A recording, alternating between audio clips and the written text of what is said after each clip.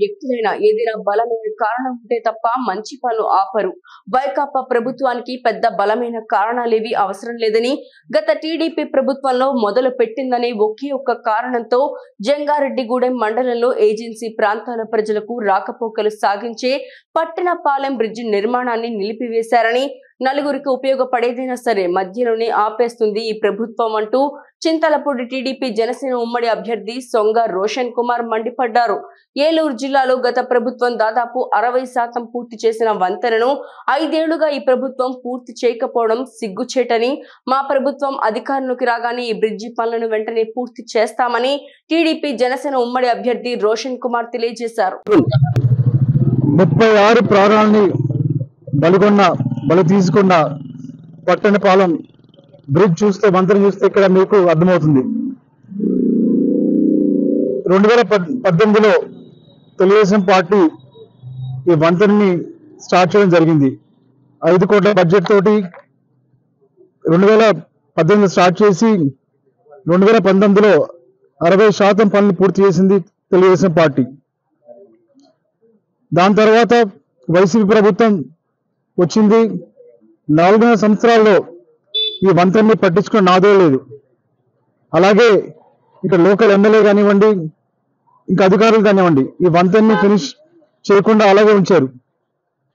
దీన్ని కంప్లీట్ చేయకపోవడం వల్ల మరి చాలా మంది ఇటు నుంచి అటువైపు వెళ్తూ ఉంటారు. దాదాపు 50 గ్రామాలకు కనెక్టివిటీ ఉన్న వంతెన ఇది, ఏజెన్సీ ప్రాంతాలకి.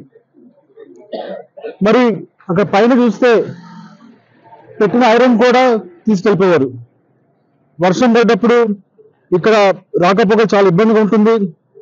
మరి ఎవరికైనా కూడా మరి ప్రాణంలో తెలిసిన వాళ్ళు, అలాగే ఒక ఎమ్మెల్యే పదవిలో ఉన్న వాళ్ళు దీన్ని ఫినిష్ చేసి ఉంటే చాలా ప్రాణాలు కాపాడగలిగి ఉండేవారు.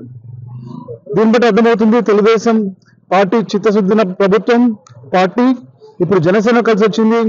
రాబోయే రోజుల్లో తెలుగుదేశం జనసేన ప్రభుత్వం ఏర్పడుతుంది. మరి నన్ను చింతలపూడి ప్రజలు గెలిపిస్తే ఈ పట్టణపాలెం వంతెనని ఇంకా మిగిలిన 40% ఫినిష్ చేసి మరి 50 గ్రామాలకు ఏదో కనెక్టివిటీ ఉందో అందరికి కూడా మంచి స్మూత్ పబ్లిక్ ట్రాన్స్పోర్టేషన్ ఇవ్వడానికి నేను కృషి చేస్తాను.